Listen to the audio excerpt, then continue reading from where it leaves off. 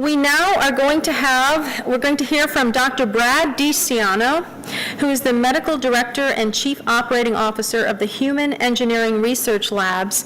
I have visited those labs, and they are doing incredible things, assistive devices for people who are injured in war, handicaps of every kind. There's like a queuing kitchen that gives you all signals for memory loss. It's unbelievable.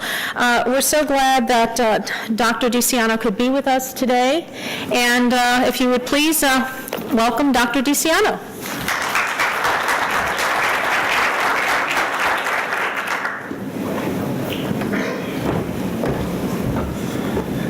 Good morning, everybody. Thank you so much for allowing us to be here and present the work that we're doing.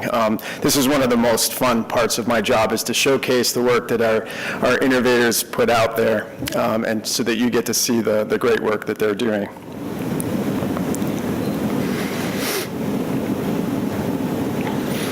So the Human Engineering Research Laboratories is a joint venture between the University of Pittsburgh, the Veterans Administration, and the UPMC Rehabilitation Institute.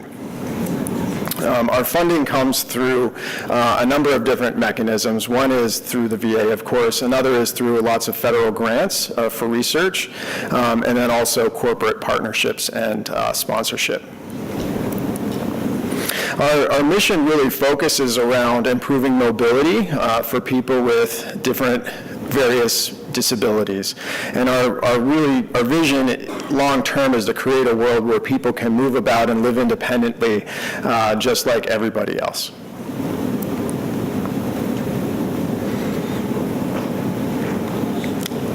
We're located in Bakery Square. As many of you know, Bakery Square was actually a bakery, so it speaks a bit to Pittsburgh Renaissance. We are located in the same facility as UPMC Enterprises, which Dr. Sretha mentioned, and also Google. And our laboratories are managed by Dr. Cooper, who's our Director and CEO. He's an engineer, and myself, as well as Dr. Boninger. And we have about 60 staff, including graduate students at our facility. Next slide, please. And just to showcase a number of different of our inventions that have gone to market, we'll give you a little bit of a taste of what we do. In the upper left-hand corner is something called the Smart Wheel, which is a device that we developed initially for research in order to be able to measure how people use and propel their manual wheelchairs. And it became a device that was marketed for research and then became a clinical tool that we actually use in practice. Therapists will use it to be able to tell whether people's chairs are set up appropriately for propulsion. In the bottom left is something called the Natural Fit Hand Rim, which is a specialized push rim for a manual wheelchair that fits your hand more ergonomically, can make the wheelchair easier to propel, and can reduce repetitive strain injuries from conditions like carpal tunnel syndrome. In the middle is a woman using a push rim activated power assist wheelchair, and this is a wheelchair that helps you propel it. So if you have upper limb pain or weakness, or you fatigue easily, this chair will sense how much force that you're exerting on the wheel and help you propel. We've also developed devices that help coach you how to use your assistive technology. So in the upper right is a woman using what we call the virtual seating coach, which helps her coach her as to how to use the seat functions on her wheelchair. Her seat can move around to allow her to relieve pressure in order to prevent pressure ulcers. And in the bottom right is a gaming device that helps enhance people who use wheelchairs to exercise. So they're able to use the arm bike to exercise and control a video game while they do that. And we have between 60 and 80 projects going on at any given time. So I'm really just going to give you a little journey through some of our current devices that we've been working on. One of the things that we're really involved with is assistive robotics. So we want to make wheelchairs be able to navigate in environments where anybody may want to go. And this is a device called the MEBot, which is a robotic wheelchair. On the left is our director, Dr. Cooper, at the Cybathlon, which was a competition in Switzerland. So there's basically like an Olympics for robotics. And we competed in that competition. And you have to get your robotic devices be able to negotiate over all different types of terrains, and that was him going up and down stairs. And you can see on the right how this wheelchair is able to negotiate a really high curb. Next slide, please. One of the challenges with developing some of these technologies is the amount of equipment that must fit into the seat of the robotic device. So we've been able to develop this so that it is low enough that it can even sit at a regular table. And this photo gives you an example of how the operator can control the seat function. So he can basically tilt back, relieve pressure, be able to move the seat on his own with his control interface. And the bottom of the device will also negotiate over very rough terrain, while the top of the device will keep his seat level. So he can basically go over very rocky terrain and remain seated comfortably. I'm also very interested in the fact that there's lots of people here from the energy industry. One of the things that we're interested in with regard to power devices is energy sources. Most power wheelchairs are powered by electric batteries, and electric batteries are one of the few things that break down really easily. It's one of the most common repair issues that people have on their chair, leading to people becoming stranded. They have to be charged frequently. There's a huge cost to replacing batteries of these devices, and so we've been looking into developing different alternative power sources for devices. And this is something we call the new scooter, which is completely powered by compressed air, and it's air, not oxygen, so it uses compressed air tanks, which you can see in the picture on the right under her seat, and the person can drive the chair completely with the power of compressed air. There's no electronics at all, and no batteries. And so that means one of the benefits of this device is that it's completely waterproof. You can actually take it into a swimming pool, since this really opens up the types of environments that people can go into with their devices.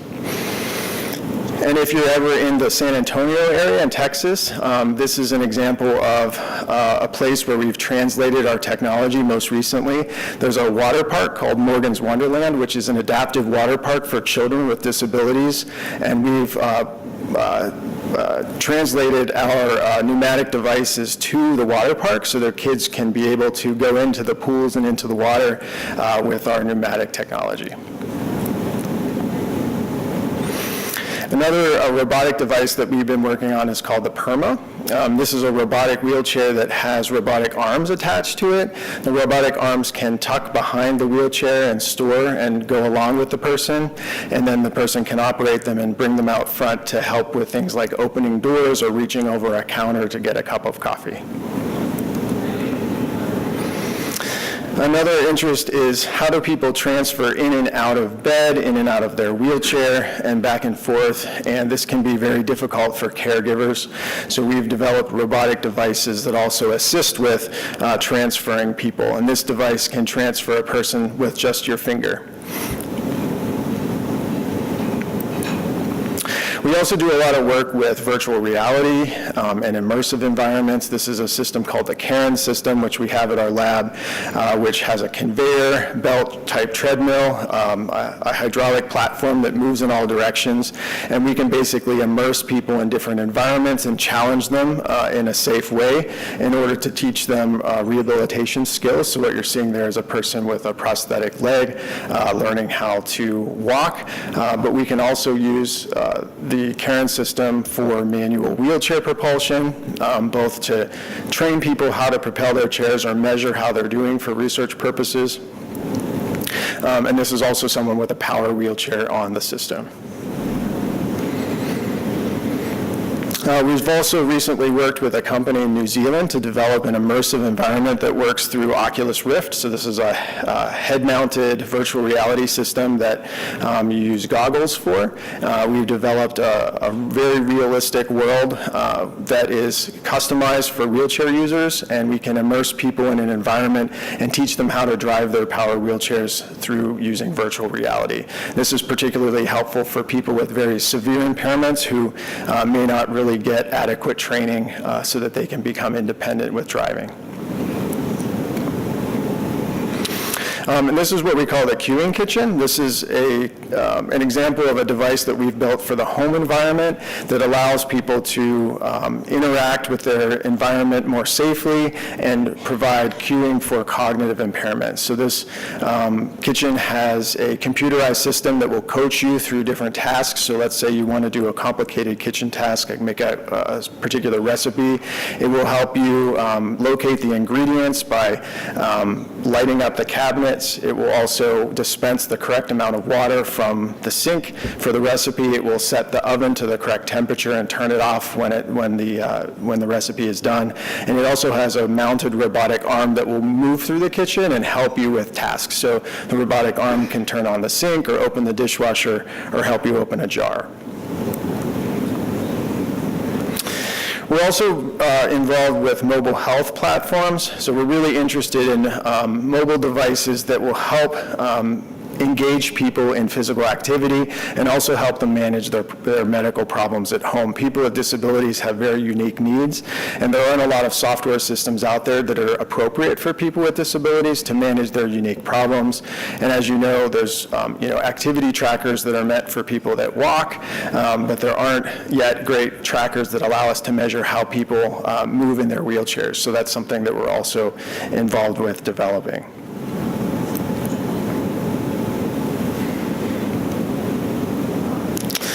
We also do a lot of clinical trials on our devices, so we want to show device effectiveness, do comparative research, and also we're involved with developing clinical practice guidelines. So there's a lot of clinical tools out there that we've developed that guide the rehabilitation of people with different disabilities based on the research that we've done. We're also interested in human-machine interfaces. So how do we get people to control devices if they can't use their arms or legs? And as many of you know, you may be aware of brain-computer interfaces, which are devices that allow you basically to use your brain waves to control a peripheral device. The first picture was one of our research participants who was able to feed herself a chocolate bar with her brain by controlling a robotic arm. The second picture was one of our research participants who was able to reach out and touch his girlfriend's hand for the first time. And the third picture was one of our participants who was able to shake the hand of a president. The Center for Assistive Technology is one of our clinics. This is where we're able to translate technology right into the hands of the patient. Rosie Cooper and I direct this clinic, and it's for mobility devices, but a wide range of other devices, including devices to help you drive, control your environment, use a computer, and devices for people with hearing impairment. Next slide, please.